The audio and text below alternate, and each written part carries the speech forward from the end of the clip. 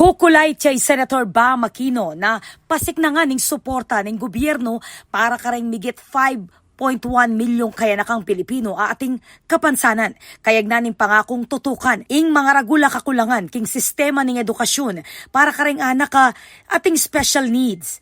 King meto nga plenary session ngayong December, sinuporta ng Aquino, chairman ng Senate Committee on Basic Education, ing pasyag ng Senator Raffy Tulfo. Dikil king amanwa na may nga pabore na sektor dareng kaya nakang mikikapansanan, sumangid ning pamagpatupad ning Inclusive Education Act.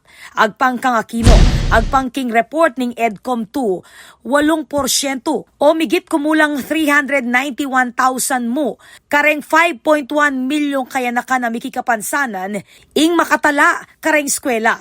Dagdag na pa, 61% dareng maka-enroll king CWDs alang formal a medical diagnosis, pauli ning matas a gastos king clinical assessment.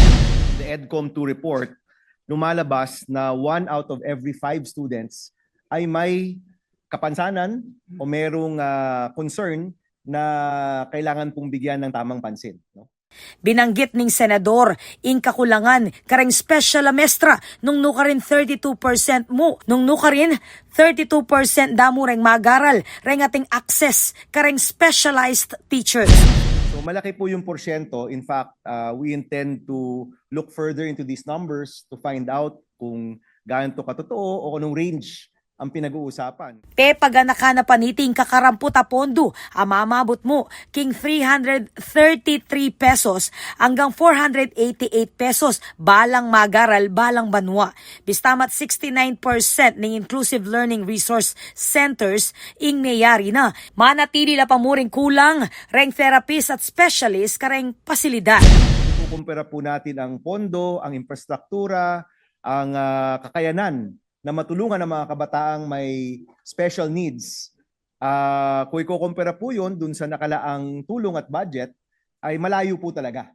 Kukulay kay Aquino ning agarang aksyon at mas malawak ka koordinasyon ning gobyerno upang apakibatan ning krisis. Kayag na ning pamagsuporta king panukalang dagdag pondo ng Senator Tulfo para king Project Aruga ning DSWD.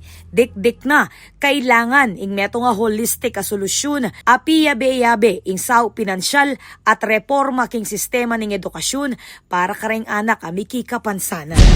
So nararapat po itong ma-raise and we will work, Mr. President, hand in hand with the good senator as soon as we can reconvene our committee pagdating po sa mga children with special needs at mga estudyanteng may mga special needs. Pwede po tayo magtulungan para mabigyan ng solusyon. Ako po, Patricia Mamangon para king News Force, Pampanga. Balitang tutuking Balen, susuyo.